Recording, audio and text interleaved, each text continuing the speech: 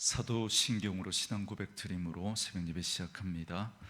전능하사 천지를 만드신 하나님 아버지를 내가 믿사오며 그 외아들 우리 주 예수 그리스도를 믿사오니 이는 성령으로 잉태하사 동정녀 마리아에게 나시고 본디오 빌라도에게 고난을 받으사 십자가에 못 박혀 죽으시고 장사한 지 사흘 만에 죽은 자 가운데서 다시 살아나시며 하늘에 오르사 전능하신 하나님 우편에 앉아 계시다가 저리로서 산자와 죽은 자를 심판하러 오시리라.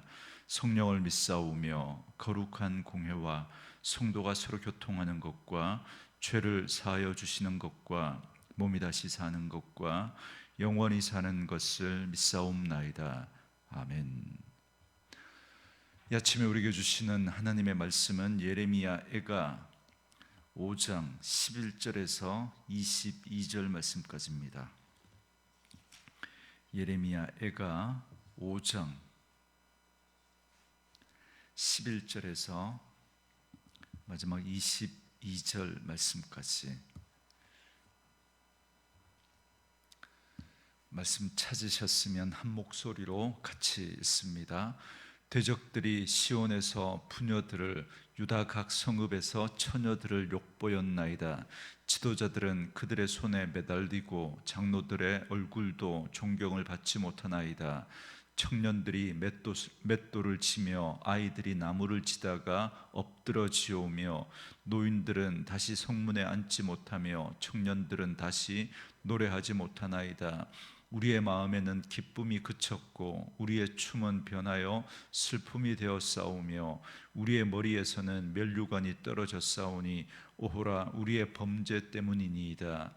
이러므로 우리의 마음이 피곤하고 이러므로 우리의 눈들이 어두우며 시온산이 황폐하여 여호가 그 안에서 노나이다. 여호와여 주는 영원히 계시오며 주의 보좌는 대대에 이르나이다. 주께서 어찌하여 우리를 영원히 잊으시오며 우리를 이같이 오래 버리시나이까. 여호와여 우리를 주께로 돌이키소서. 그리하시면 우리가 주께로 돌아가겠사오니 우리의 날들을 다시 새롭게 하사 옛적 같게 하옵소서. 주께서 우리를 아주 버리셨사오며 우리에게 진노하심이 참으로 크시니이다. 아멘. 오늘은 함께 읽으신 예레미야애가 5장 11절에서 22절 말씀을 중심으로 어찌하여 라는 제목의 말씀으로 잠시 은혜를 나누겠습니다. 죄인된 우리 인간이 해야 될 가장 중요한 일은 하나님의 은혜를 구하는 것입니다. 왜냐하면 구원을 위해서 우리가 할 수 있는 일은 아무것도 없기 때문에 그렇습니다. 다만 우리가 유일하게 할 수 있는 일이 있다면 우리의 죄인됨을 인정하고 하나님의 은혜를 구하는 것밖에 없습니다. 그래서 어찌 보면 이것이 예레미야애가의 종합적인 결론이다, 그렇게 말할 수 있습니다. 오늘 본문에 보시면 먼저 11절부터 14절까지 예루살렘 성에 남아있는 사람들이 겪고 있는 고난에 대해서 말씀해 주고 있습니다. 전쟁으로 인해서 예루살렘 성이 무너지고 모든 건물들과 땅이 황폐해졌습니다.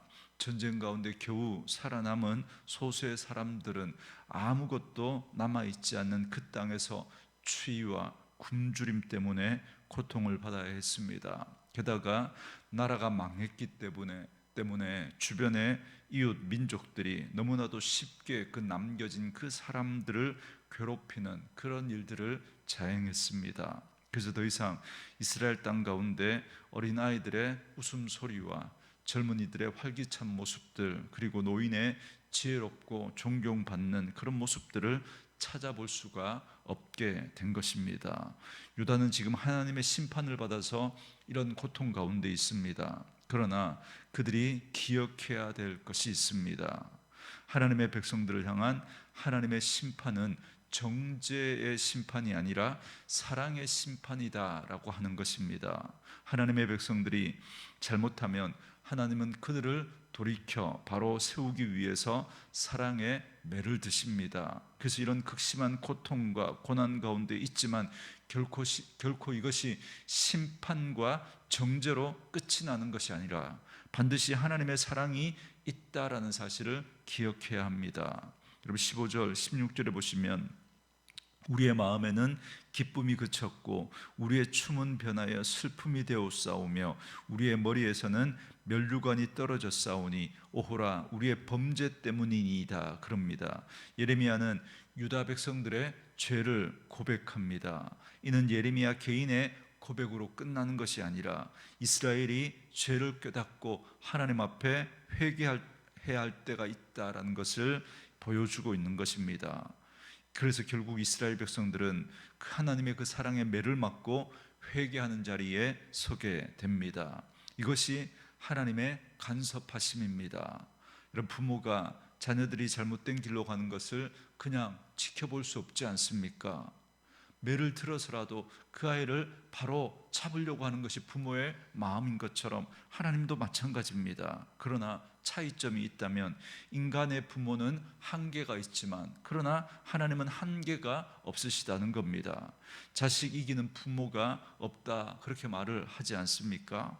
하나님은 그렇지 않습니다.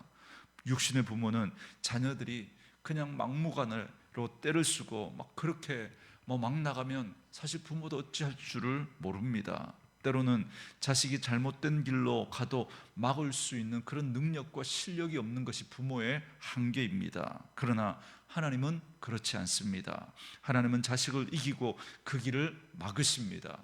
하나님의 열심히 우리를 그냥 내버려 두시지 않으시는 것입니다. 하나님은 우리의 삶을 일일이 간섭하시고 지도하십니다. 그래서 결국에는 하나님 앞에서 자신들의 죄인됨을 인정하게 하시고 그리고 하나님은 하나님의 사람으로 그를 세워 가시는 겁니다. 그래서 17절과 18절에 보시면 이러므로 우리의 마음이 피곤하고 이러므로 우리의 눈들이 어두우며 시온산이 황폐하여 여호가 그 안에서 노나이다 이렇게 말합니다. 이는 자신들이 당하는 심판의 정당성을 인정하고 있는 것입니다. 그러나 하나님의 징계는 징계로 끝나지 않습니다. 결국 하나님의 백성들에게 유익으로 다가옵니다. 지금은 심판으로 인해서 고난을 당하고 아픔을 당하지만 하나님은 이를 통해서 유다를 낮추시고 겸손하게 하십니다. 하나님의 사랑의 매는 바르게 고치시고 살리시기 위한 매입니다. 이 매를 통해서 우리를 변화시키고 하나님의 사람으로 온전케 세워 가십니다. 그래서 그 매만 바라보는 것이 아니라 그 매를 들고 계시는 그 하나님의 마음을 우리가 살필 줄 알아야 합니다. 그래서 그 속에 담긴 하나님의 사랑을 깨닫고 우리는 철이 들고 새로운 하나님의 백성으로 그렇게 만들어져 가게 되는 것입니다. 이제 19절에 보시면 여호와여 주는 영원히 계시오며 주의 보좌는 대대에 이르나이다 그럽니다. 이제 변화되고 성숙한 유다 백성의 모습을 보게 됩니다.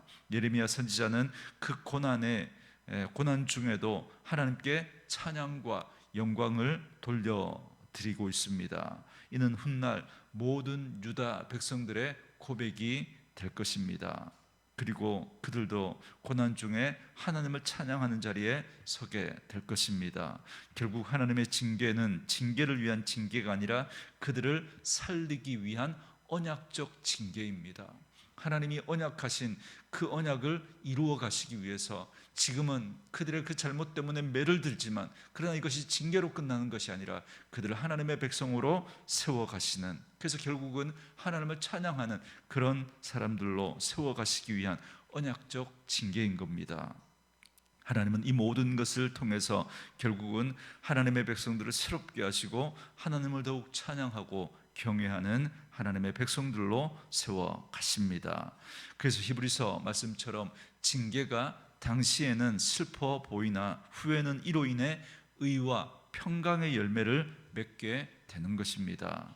유다가 당하는 고난의 의미가 바로 여기에 있습니다. 이 고난을 통해 하나님의 거룩하심에 참여하는 자로 세워 가시게 될 것입니다. 오늘 우리에게도 마찬가지입니다. 고난과 연단을 통해 마침내 하나님의 거룩한 백성으로 우리를 세워 가셔서 하나님이 기뻐하시는 의와 평강의 열매를 맺게 하실 것입니다. 그러므로 고난 가운데서도 하나님의 사랑과 하나님의 선하신 섭리를 끝까지 믿음으로 바라볼 수 있는 저와 여러분 될 수 있기를 주의 이름으로 축원합니다.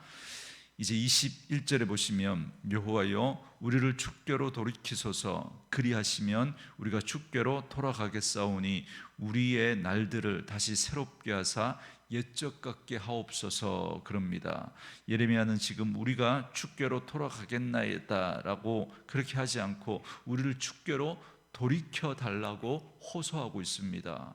이 예레미야의 기도와 고백에 우리가 좀 주목할 필요가 있습니다. 이 말씀은 하나님이 돌아보지 않으면 우리는 아무런 소망이 없는 존재다라는 것을 말해주고 있습니다. 심판을 내리신 하나님께서 자신들을 구원하시고 회복시켜 주셔야만 희망이 있다고 고백하고 있는 것입니다. 궁극적으로 하나님이 은혜를 내려주셔야만 여러분 자신들이 회개할 수 있다는 걸 인정하고 있는 겁니다.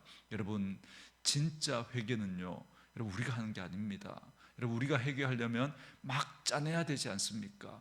내가 무슨 잘못을 했지 막 이렇게 짜내고 짜내서 그래서 어떤 분들은 어릴 때 그 부모의 젖꼭지를 물었던 그것까지 막 이렇게 회개하고 막 그런다 그러더라고요. 여러분 사실 우리가 어떻게 그것까지 생각해내서 회개할 수 있겠습니까? 정말 성령께서 생각나게 하시는 거죠.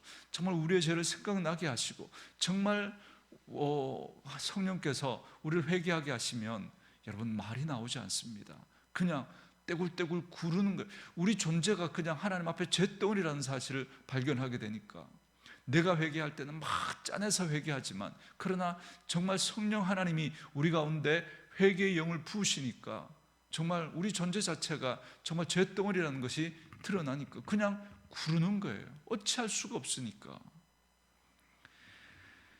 예레미야 애가 전체의 핵심 주제가 바로 여기에 있다고 할 수 있습니다. 예레미야 애가 전체의 내용을 한마디로 요약하자면 하나님의 은혜가 아니면 안 됩니다라는 겁니다. 하나님의 은혜가 아니면 나는 나의 죄인됨을 깨달을 수도 없고 회개할 수도 없고 나에게서 아무런 소망도 발견할 수 없기 때문에 결국 그 하나님의 은혜를 구하는 것, 이것이 바로 예레미야 애가의 결론입니다. 자, 22절에 보시면 주께서 우리를 아주 버리셨사오며 우리에게 진노하심이 참으로 크시니이다, 이렇게 끝이 납니다. 마지막 구절을 얼핏 보면 참으로 어둡고 절망적인 그런 말씀처럼 끝이 나는 것 같습니다. 그래서 하나님이 이스라엘 백성들을 아주 버리셨다라고 하는 너무나 비참한 결과로 끝이 나는 것처럼 보입니다. 그러나 우리가 이 한 구절이 아니라 전체 내용을 봐야 합니다. 유다를 향한 하나님의 마음은 끝까지 포기하지 않으시고 사랑하시는 것입니다. 그래서 22절 말씀처럼 유다는 하나님께 완전히 버림받아 마땅합니다. 그러나 그렇게 심판받고 버림받아 마땅하지만 하나님께서 포기하지 않으십니다. 다시 남은 자들을 하나님이 돌이키십니다. 그래서 그 바벨론의 포로 가운데 있던 그들을 하나님께서 다시 돌아오게 하지 않습니까? 그래서 이사야 49장 15절에 보면 하나님 이렇게 말씀하십니다. 여인이 어찌 그 젖 먹는 자식을 잊겠으며 자기 태에서 난 아들을 긍휼히 여기지 않겠느냐. 그들은 혹시 잊을지라도 나는 너를 잊지 아니할 것이다. 그렇게 말씀합니다. 인간의 사랑 가운데 가장 위대한 사랑이 어머니의 사랑이라고 합니다. 아무리 위대한 어머니의 사랑이라도 여러분 한계가 있기 마련입니다. 그러나 하나님은 한계가 없으십니다. 그 백성을 결코 잊지 않으십니다. 어머니의 사랑도 위대하지만 어머니의 사랑보다 비교할 수 없는 하나님의 사랑이 바로 우리 하나님 아버지의 사랑입니다. 그래서 하나님은 독생자 예수님을 우리를 위해서 기꺼이 내어주시고 예수 그리스도의 그 생명의 값을 지불하시고 하나님이 우리를 사셨습니다. 그래서 하나님의 자녀로 하나님의 백성으로 삼아 주신 것입니다. 그러므로 우리 한 사람 한 사람의 그 생명에는 예수 그리스도의 피값이 매겨져 있는 것입니다. 우리가 어떤 걸 사면 이거 10,000원을 주고 샀으면 10,000원짜리라 그러지 않습니까? 그러면 우리는 얼마짜리입니까? 예수님이 하나님이 자신의 아들 예수님을 주고 우리를 사셨습니다. 그래서 우리가 예수님짜리입니다. 예수님짜리라고 하는 그런 성경 공부 교재가 있는데 여러분 그 제목처럼 우리는 하나님이 예수님을 주고 사셨기 때문에 우리가 바로 예수님 짤입니다. 그만큼 우리는 이제 고귀한 생명이 된 겁니다. 이는 우리를 향한 하나님의 포기하지 않는 끝없는 사랑으로 된 것입니다. 그러므로 오늘 우리는 예수님으로 인해서 얼마나 존귀한 인생이 되었는지를 기억해야 합니다. 또한 우리를 향한 하나님의 사랑이 얼마나 크고 놀라운지를 기억해야 합니다. 인생의 어떤 절망과 고통 가운데서도 하나님은 여전히 우리를 사랑하시고 그 사랑으로 우리를 반드시 인도하신다라는 사실을 기억해야 합니다. 그러므로 하나님의 끝없는 사랑이 우리에게 있음을 기억하시고 어떤 우리의 인생의 형편 가운데서도 여러분 절대로 포기하거나 낙심하지 마시고 하나님의 그 사랑을 붙들고 우리를 향한 하나님의 계획은 심판이 아니라 우리를 정죄하는 것이 아니라 우리를 다시 세우시는 것임을 기억하시고 다시 담대하게 일어나 하나님의 백성의 믿음의 삶을 올곧게 걸어가는 저와 여러분 되어줄 수 있기를 주의 이름으로 축원합니다. 주신 말씀 묵상하시면서 이 찬양 함께 들으시며 기도하는 시간 갖겠습니다.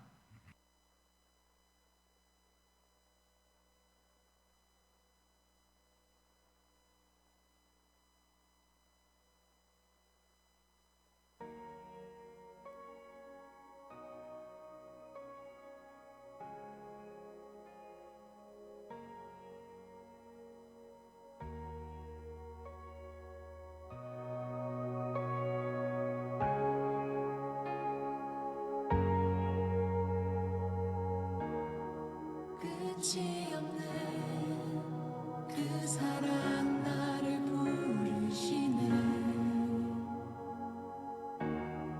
자격 없는 나를 오늘도 초대하네. 주의 은혜 그 은혜로 난 살아가네. 주의 사랑 나는 그걸로 충분하네. 나의 삶은 결코 이전과 같지 않으리. 내 평생의 주만 찬양하며 노래하리.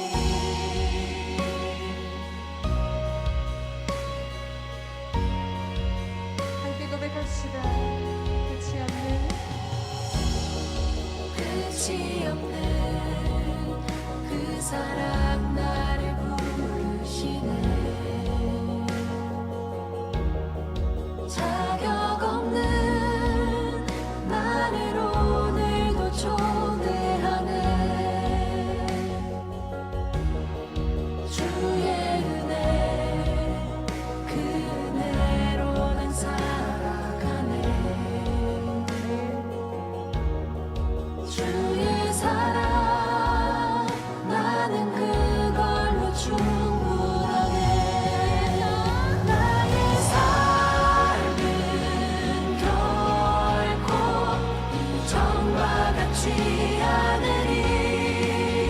내 평생의 주만 찬양하며 노래하리. 나의 삶은 결코 이전과 같지 않으리. 내 평생의 주만 찬양하며 노래하리.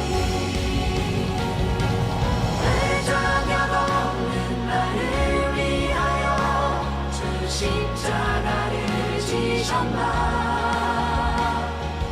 나를 사랑하사 자기 몸을 들여 살리신 주의 사랑. 왜 자격 없는 나를 위하여 주 십자가를 지셨나.